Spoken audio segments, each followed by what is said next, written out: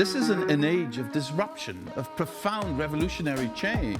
What we're really asking ministers is to empower the ambassadors. The only thing that you really push forth is the truth. You don't see many women represented when it comes to the decisions as to how to handle the pandemic.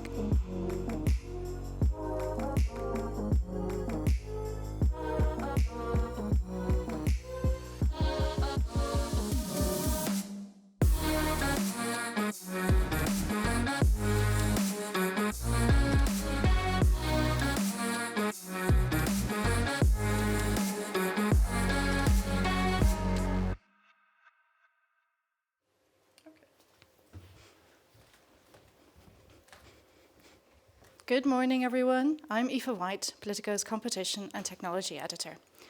We hear a lot about competition and competitiveness in Europe. We seem always to be striving to make Europe more competitive, even as our ideas around these concepts are changing, as we set out new goals for what kind of economy and society we want to have. This is even more important this year, as we come out of a period of massive change and uncertainty, and as over the next year, voters in many countries cast their ballots, not least for the European Parliament elections next June. We're still watching a war on our borders that's already forced us to speed up an energy transition that we know we need to meet climate goals, but means making changes that can be painful. We've seen prices soar and our economy wobble. Politicians and policymakers face many difficult choices in setting out the path ahead, and we'd like to set the scene here for some of the debates ahead. We've divided this summit into three main strands. This afternoon, you'll hear about the stresses and strains of free trade. Tomorrow, we'll focus on rethinking EU defence and cybersecurity. But this morning, we're looking at competition without borders. We'll be talking about state aid, where the European Commission often finds itself in the tricky position of policing government spending, and about how Europe needs to unlock investment to pay the massive costs needed for the green and digital transitions. We'll talk about how Europe is trying to square a circle and develop its industry, but without the kind of harmful effects on the environment seen in past centuries. Nowhere is that issue felt more keenly than on critical raw materials, which asks Europe to rethink how and where it sources key inputs for key products such as batteries. But first, we'll be speaking to Margrethe Vestager, the lady who's blazed a trail for global competition, making antitrust front-page news, and more importantly, has tried to explain to everyone in clear terms what it is that the EU does when it talks about levelling a playing field. That she manages to do it while knitting elephants is remarkable. Before we kick off, I'd like to thank our partners for making this summit possible. Leading partners Google and Santander, and our presenting partners Cisco, PKEE, and SQM. And now a few housekeeping rules. You can ask questions through the Swap Card platform. If you're in the room, you can scan the QR code on the screens. Otherwise, check instructions you can find on our event website. If you're already on the platform, feel free to chat with fellow attendees and ask questions in the questions box to the right of the screen on a desktop and below the live stream if you're viewing on your mobile. For some sessions, our moderators will tell you if you have the chance to ask questions in person. Now, we like debate, so please talk about us on Twitter or the social media of your choice. Our Twitter hashtag is Politico Competitive Europe. And now we'll start our first panel. I leave you in the capable hands of our Chief Brussels correspondent, Suzanne Lynch, while she interviews European Commission Executive Vice President, Margrethe Vestager. Thank you and enjoy the first day of Politico's Competitive Europe Summit.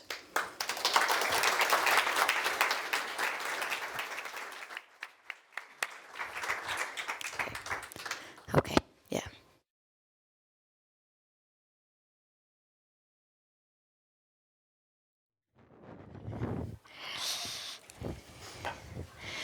Thank you very much for that, Aoife, for that introduction. I'm delighted to be here for the beginning of our two-day summit. My name is Suzanne Lynch. I'm the Chief Brussels Correspondent of Politico and the host of EU Confidential podcast. I'm delighted to be here to interview Executive Vice President Margrethe Vestager. As Aoife explained there, the Commissioner needs no introduction, not just to people in this room, but I think a lot of European citizens. She's one of the best known figures in the Brussels bubble. But I have to start my session by probing her a little on the news. I think I share this feeling that everyone here in Brussels last week, there was a flurry of activity when we learned that you may be moving on possibly to the European Investment Bank. Just to start off, Commissioner, maybe your little bit of an explanation about why this might be the next move for you. Well, first and foremost, good morning. Well, I'm not even a candidate yet.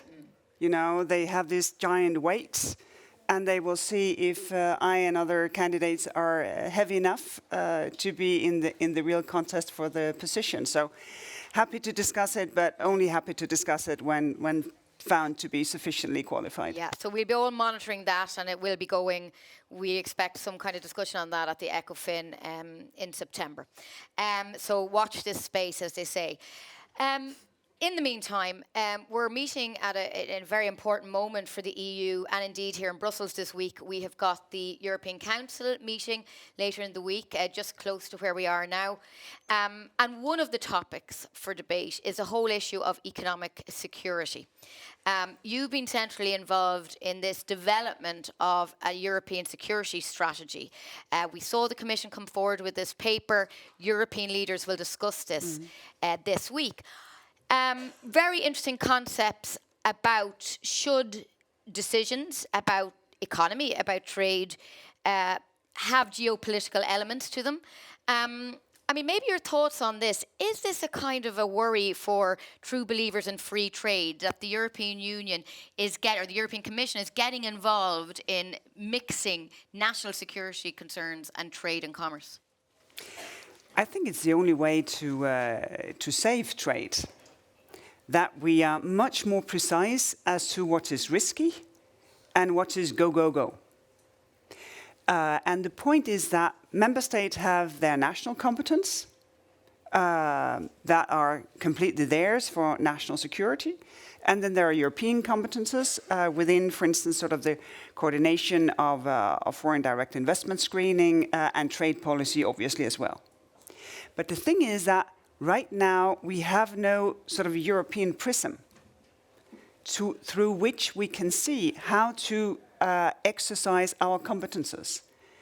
And that makes us weaker than we would otherwise be. So that other third parties, they can basically play us as they want. So if we can establish a much more sort of common assessment of the risks, then we can better act together with the relevant competences. And that would make Europe so much stronger. And then when we know what is risky, then we also know that the rest is not risky. And Europe is an open trading continent. You know, so much is traded out of the Union, so many supply chains rely on imports from other places. So if we can do this and be sufficiently precise, you know, sort of the basics of our economic model can also thrive. One of the notable factors about the European Commission communique on this was the lack of a mention of China. But, you know, I think it's fair to say that China is in everyone's mind at the moment and was in the mind of the Commission. And President von der Leyen has name-checked China specifically announcing this. What are the big challenges now economically, in the big picture for the EU as it looks in its place in the global world? There's lots of discussion now about strategic autonomy, not just in the defence sector, but in all kinds of sectors. And how big of a risk is China? Well, I think it's important that such a strategy that is for the long term is sort of country-agnostic, but that we have a geopolitical filter because we may be dependent on Norway for certain inputs.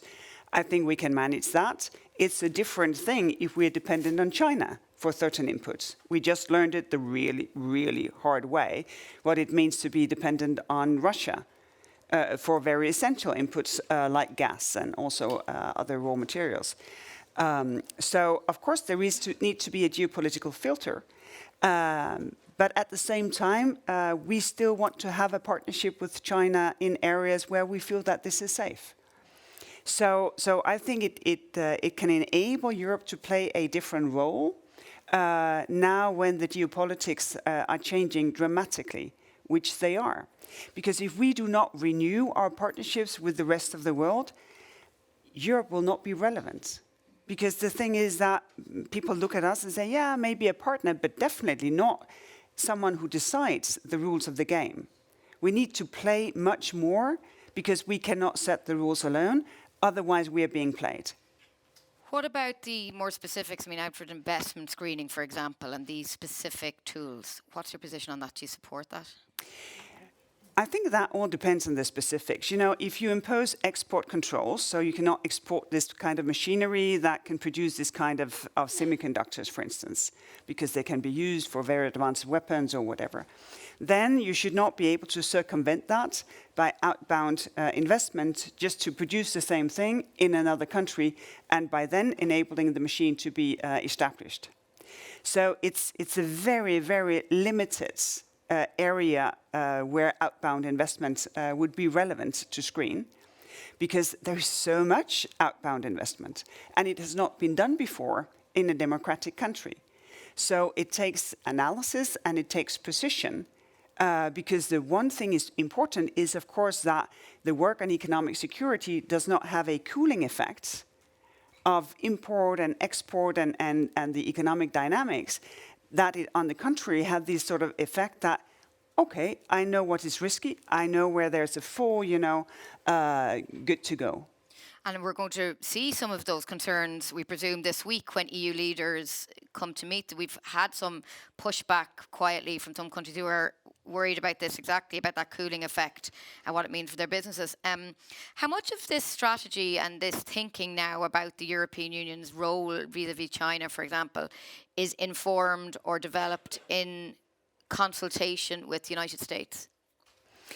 Well, of course, to some degree, it's inspired. We discuss economic security in the Trade and Technology Council with the US. We discuss economic security in the Trade and Technology Council with India. When in Japan at the G7, also trying to learn what they do, because the Japanese have been at this for a decade. They have a minister for economic security. They have economic security departments in the different ministries. So trying to learn what would be the best for Europe to do, because this is not in an empty space, but it's a first for Europe. And this is why we've been trying to learn from others how to get that right, and then, of course, to do it in the European way. To some degree inspired by how we dealt with 5G security. So first the risk assessment with member states, then the toolbox, now the follow-up to the toolbox to see, well, there are real consequences to this. But since this is Europe, of course, we need to find ways, because it's not a union competence, it's a member state competence with important elements at the European level, trade being one of the obvious ones. New rules on foreign state subsidies are about to come into force. So what's your aim there, your target for this? And do you have enough capabilities in terms of thinking staffing? Are you prepared for this? Well, we are prepared, but we will need more people. We will definitely need more people. So the first thing that will happen, of course, is that people will know we have prepared the regulation so that you know how to notify. If you participate in a tender and you have subsidies in your books, you have to notify. But of course, also we start scanning. So are there things that we should be looking at? Because if you produce in Europe with a subsidy, that may, you know, be really unfair competition to the ones producing in Europe without a subsidy. And then, of course, we're also setting up very close relationship with our trade colleagues, because if you produce out of Europe with a subsidy and import into the Union, then it's a trade issue rather than an issue for the foreign subsidies regulation. Interesting. And in terms of, I mean, do you have any target in terms of needing more people? Do you have like, you know, July, September, some of the dates? Do you expect to have a fuller team by September, for example? No, we will have to build this up, and we will also have to gain experience. It's a first. We have never tried this before. And some of the people that we will work with may not be that enthusiastic to give us information. So we'll have to see how we can push this. We have, I think, some special, quite strong competences that eventually we can take a decision based on the information that we have, because otherwise, of course, it will be a very uneven game for those who are holding information. But we will learn from the first cases that we have, and hopefully, if successful, this will also be a deterrent from people coming into the Union on leveling the playing field. Just keep broadly on the theme of, I suppose, competition without borders, as we mentioned at the beginning. And China, I mean, there's been talk of maybe anti-dumping moves against Chinese cars coming into the EU. Is this something you would support? Or would this kind of affect consumer? I mean, do European consumers actually not want this access to these kind of cheaper Chinese goods? Well, of course, short term, it's always quite nice that someone else will pay part of the bill. I think everyone understands that. That's also, I think, for some governments in big tenders, if people come in with a subsidy and does the job, it's someone else's taxpayer. The problem is that mid to long term, it undermines European businesses because it's simply unfair. And I think a lot of European consumers, they understand this very, very well. That mid to long term, we need strong competition. We do not need that some taxpayers somewhere else pay part of your car. So would you support then those measures on, say, Chinese import to Chinese cars, for example? Well, it's Valdis area, so I'm stay off turf. Yeah. Now I know Commissioner Breton did say he was in favour of that, so I suppose it does play into the whole broader area, I suppose, of this whole theme of economic sovereignty. On the issue now moving, I mean, you've got a lot of portfolios, more on the big tech side. We have another deadline coming up, which is next Monday. Big companies have to register as gatekeepers. That's going to be a big moment. I mean, how many are registered, or how do you gauge that? Well, we have had sort of this open door policy. So speaking with a number of companies, getting their numbers on board so that we know what to expect.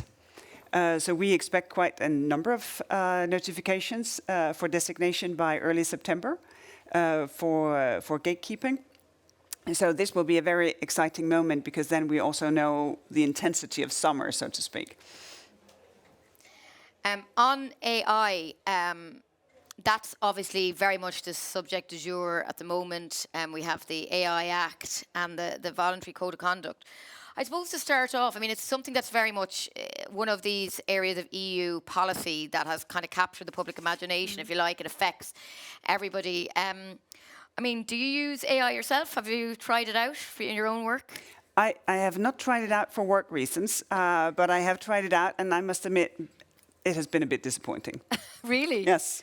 Haven't tried it for knitting, because I know Eva mentioned earlier on. Not for knitting, but for instance, we were to serve a dinner and the main course would be spaghetti meatballs. We have a very good recipe.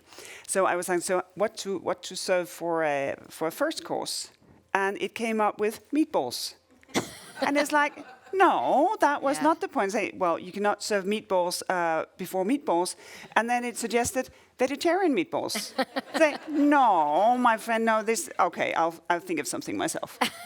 I mean, there have been a lot of jokes. I mean, I know our own profession, journalism, but there's been a lot of jokes about the EU and, you know, some of the communications we get and et cetera, are they quite, you know, stilted and could be replaced maybe by AI at some point. But you obviously think, no, that so far your view of AI has been you've been a bit disappointed. Actually, also I asked because, okay, this was an easy task, what to serve before meatballs. So I asked, so how to reorganize European research funding opportunities?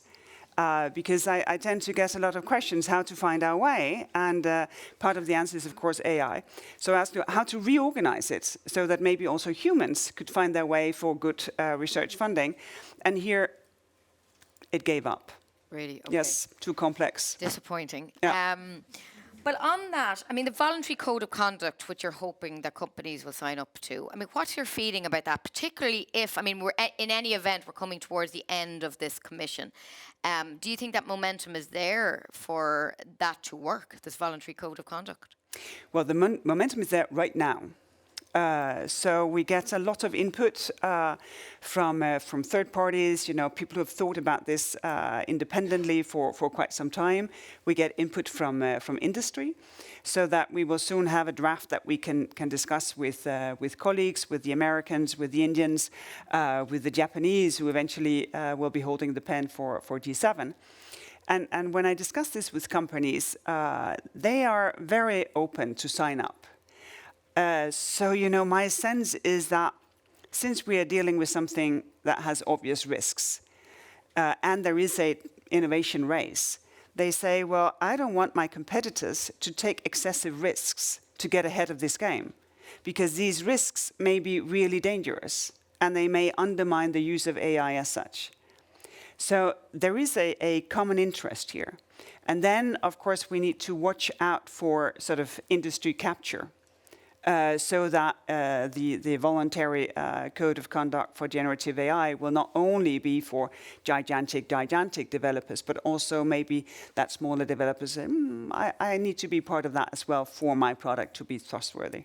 But of course, are we not back to that common argument that is that the EU kind of over-regulating and stifling, particularly for those small businesses, that innovation that they need to be competitive? Yeah, well, if it's too much with the US, Canada, India, the UK, Germany, the rest of G7 invited guests this year.